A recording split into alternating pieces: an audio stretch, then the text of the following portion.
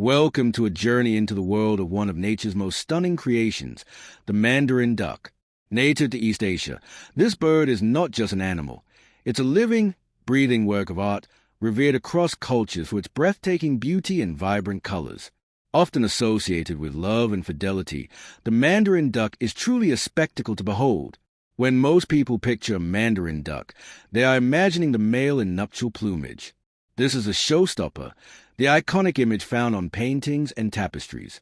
This magnificent display is worn during the breeding season and is arguably the most complex and dazzling plumage in the avian world. What makes this male look like a character from a fairy tale? Look closely at the head. He sports a distinctive crested crown with metallic green and purple feathers. But the real spectacle begins just below, where bright, coppery orange whiskers flare out from the cheeks, creating a striking facial mask. Moving to the body, his chest is a rich, purplish chestnut color, perfectly framed by white and black stripes. His flanks boast two unique, vibrant orange sails, sail-like feathers that stand straight up from his back.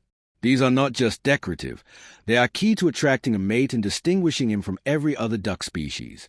This nuptial male is a quintessential type of Mandarin duck. His entire appearance is a complex evolutionary strategy designed to impress the female and secure the next generation. It's a temporary suit of armor and romance, worn only when it matters most. Now, let's meet the second, equally important type, the female Mandarin duck. In stark contrast to her partner, the female is a study in elegant understatement. Her plumage is mostly a muted gray and brown, providing perfect camouflage while she sits on her nest. Her subtle beauty should not be overlooked, however.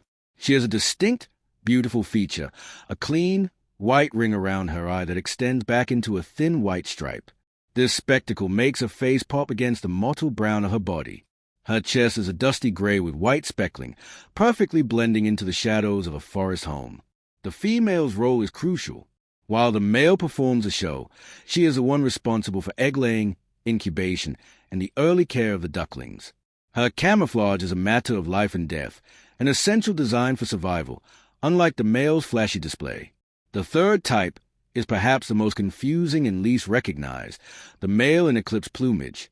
This transformation occurs after the breeding season, usually in late summer. The glorious male plumage is shed, and for a period, he looks remarkably like the female. Why this change? The eclipse plumage is a necessity. During the molt, ducks temporarily lose their flight feathers, making them vulnerable. By dressing down in a more feminine, camouflaged outfit, the male can safely hide from predators until his new, vibrant feathers grow back. How can you tell the eclipse male apart from the female? It can be tricky, but look for a few clues.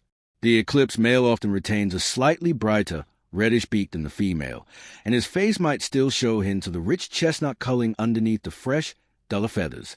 Part 3. Ducklings, Habitat, and Cultural Significance. Our fourth type is the charming Mandarin duckling. These newly hatched bundles of fluff are adorable and look similar to the young of many other duck species. They are covered in soft, mottled brown and yellow down, again, designed for maximum camouflage on the forest floor. A fascinating behavioral trait of the ducklings is their method of leaving the nest.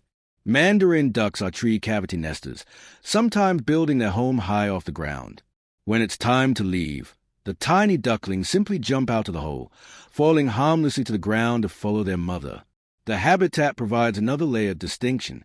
The wild Mandarin duck is typically found in dense, wooded areas near shallow lakes, rivers, or marshes in eastern Russia, China, and Japan. They are shy and prefer perching on branches over water rather than staying out in the open. Contrast this with the feral or introduced Mandarin duck. Due to escapee from private collections, a significant and well-established population now thrives in Europe, particularly in the United Kingdom.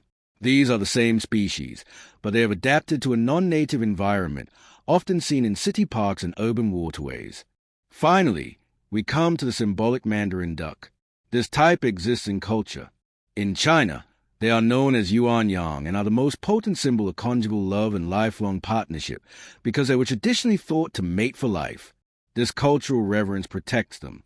They are often depicted in art, on wedding gifts, and in home decorations, symbolizing happiness and fidelity in marriage. This powerful symbolism has helped elevate their status far beyond that of a common wildfowl. In conclusion, while the Mandarin duck is biologically a single, magnificent species, its beauty is expressed in many forms. From the dazzling nuptial male to the demure female, the camouflaged